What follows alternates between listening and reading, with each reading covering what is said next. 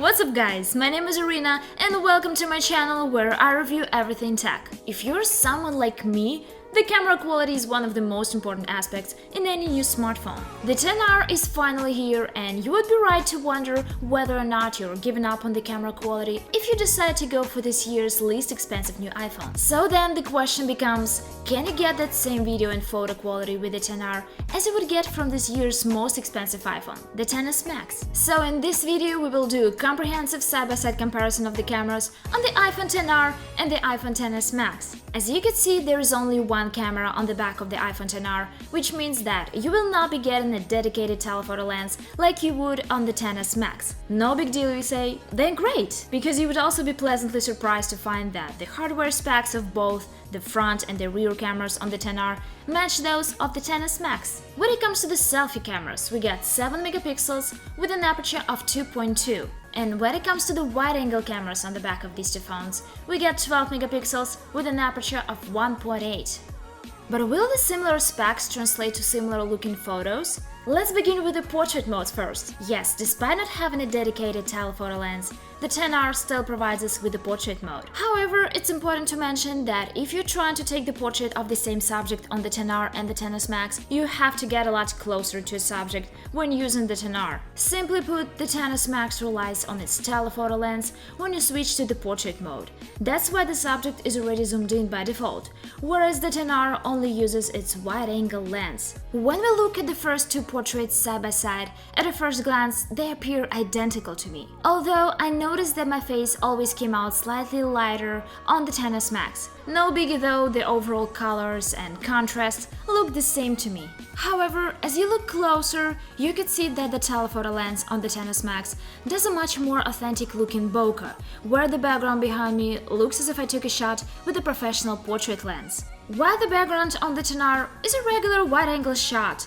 with an applied blur effect. You can see this if you look at the cars and trees behind me, where they appear stretched out on the XR and neatly compressed on the XS Max. As a result, while the software separates me from the backgrounds equally well on both phones, there is no way around it, guys. The telephoto lens on the XS Max will always produce more realistic looking portrait shots. However, I know many people who never ever use the portrait modes on their iPhones, and in that case, let's jump straight to the standard camera mode comparison. My very first side-by-side shots outside left me a little bit puzzled.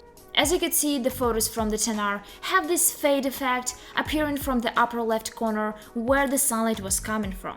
I noticed that right away and even checked to make sure that the XR lens was free of smudges, but as I continued shooting, this kept happening in many of my shots. As you can see, the Halloween witch appears to have less contrast on the XR.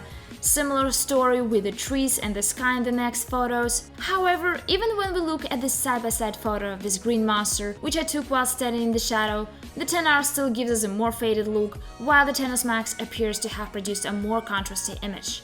And yet, it's hard for me to call this an unbreakable pattern, since in the next side-by-side shots, these phone cameras have given me virtually identical good-looking shots, with no apparent faded look.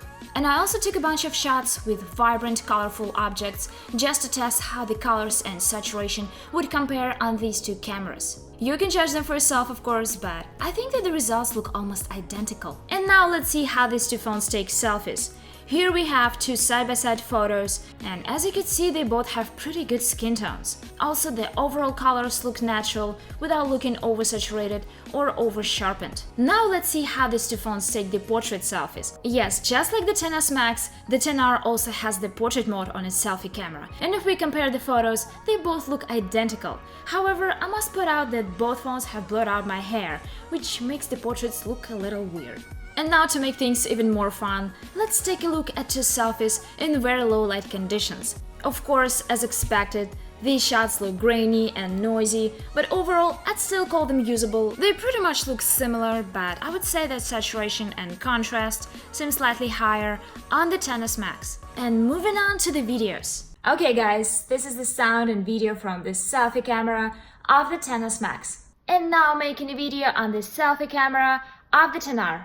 And jumping back to the rear camera, Both phones shoot pretty much equally good looking videos. We could see that the HDR works great and we get a lot of details in those clouds, and overall I would say that the video quality of the XR does not look any worse than the video quality of the XS Max. And when it comes to stabilization, you can judge how these two phones performed for yourself, but overall I'd once again call them equal. And even the slow motion videos look identical to me, so no surprises to report there.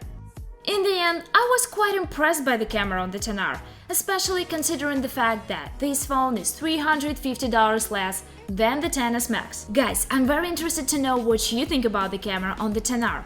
Do you think it's a great bargain, or would you still go for the XS Max? Thank you guys for watching and stay tuned for more of my tech videos.